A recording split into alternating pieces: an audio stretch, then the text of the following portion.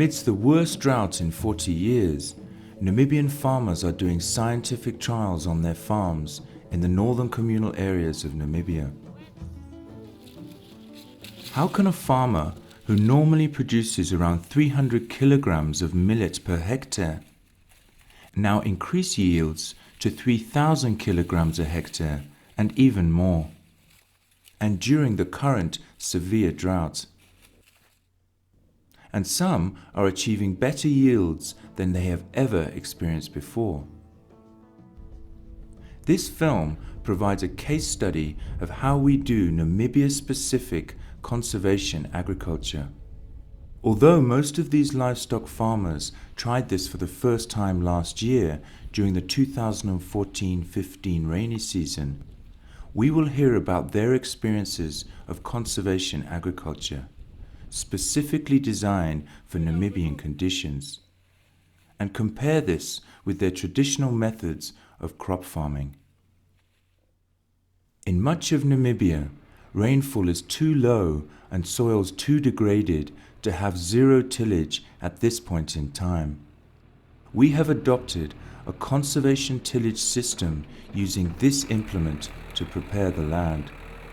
This combined operation employs Namibian-designed ripper furrow technology to first rip the soil surface and shatter the hard iron pan that has formed just below the surface for improved root penetration and water infiltration.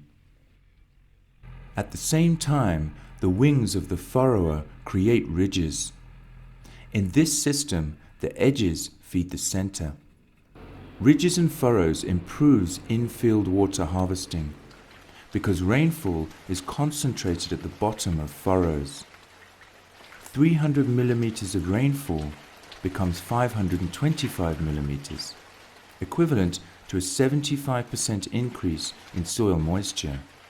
Crops are planted along these moisture lines. Now we are in business to seriously start growing our crops.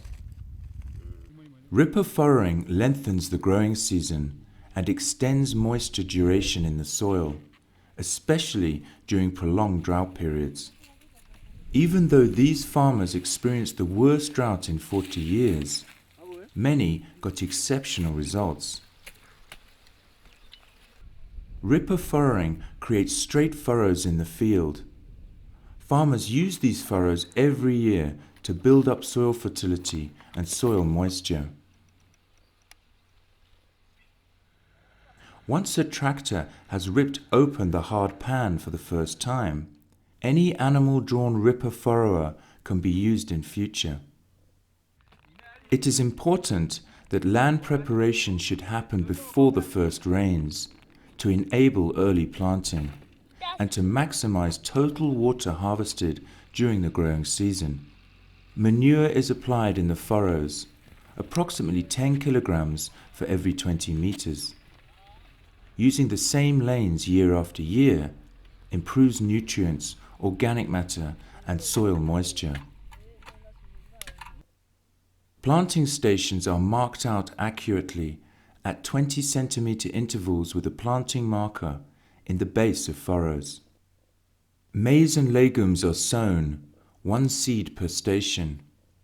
When planting millet, a pinch of seeds is added. Early planting is essential to take advantage of the first rains and to maximize the use of the rain that does fall. Because rainfall is so very marginal in Namibia, lengthening the growing season is the key to a successful harvest. Every day lost reduces the potential yield. Conservation Agriculture Namibia, or CAN, have introduced what is called the 2-2-2 crop rotation system, with 2 rows of grain planted next to 2 rows of legumes, alongside 2 rows of another grain crop. Grains are either indigenous millet, what we call mahangu, or short-season, drought-resistant maize. The legumes, typically cowpeas, groundnuts, or bambara nuts, add nitrogen to the soil either side of the grain rows. Each year, crops are rotated, so with time, soil fertility increases. After germination, farmers check the spacing between individual crops and do infilling. Early weeding and thinning of mahango seedlings improves vigorous growth. Weeding too late robs these small crops of moisture and nutrients. This mix of organic manure and inorganic fertilizer maximizes plant growth and replenishes nutrients in the soil. When crops are knee-high, they can be given a top dressing of inorganic fertilizer called MAP, one bottle top between each plant. At the same time, farmers scout for pests and diseases. Northern Namibia has experienced serious deforestation and wind erosion. Leaving crop residues on the land protects the soil and allows the build-up of organic matter. Here, we can see the 2-2-2 system being used properly. These scientific trials have shown how vital good management is.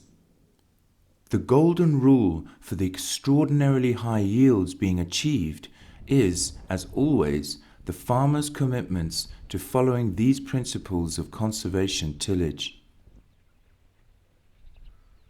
Vile mimi jo mimi kurano bikwa tarangambo bitathuri mai obikurano bikwa minja kukutambi mimi bango giteregera uriri ale jimba nguthe mana kujubiria beka bikukuta kinga moyo miyo mwanombu mabitupukanga komele jima bihakaine jingo bitathu mwanombu nutwaloro kubimona noho kundambina mabikukuta imbi muhuko monene jimupendoka menufu abikarano mi.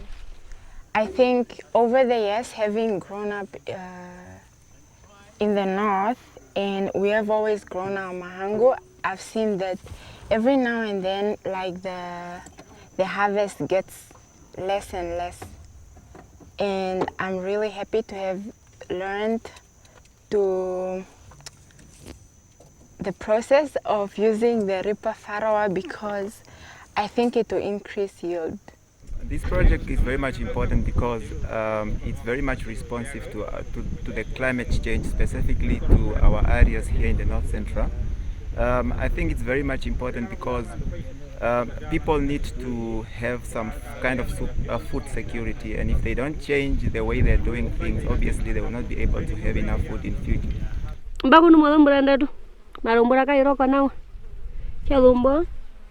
Mena kujumbura kairo kana wo utupuka kwa mana neji jahaka no wikuli naye memba kambulo ku tambula jale mero ko myanga lima yakula manga ngula mamulo njiranda okuyo jima hiti mehi amuko jituto ta kadetha nini na ndena da ji buru na ind kale meko mena kujo myange tupuka urine inge kula manga kula mamuru mo mirara mbangu nyiri bo mena kujo nambita obya kabi kunini no jina jima na onu imbi omirala mbi mikoto mbine pumbin bino jiburu mbura jingaro kona yara mai ko muhunga jima muyamba paka mbaba kula mumi mbura ya kiana na yara mabane imba peka kituto mbena be kimwe atamona heli fesu uja na pona mbu ya hanigirari bena jiji kala no jiji kana homena uje jihe jikunu mono mu jikunu na yina jim emtedino ndere uja de yomorongo na hetatu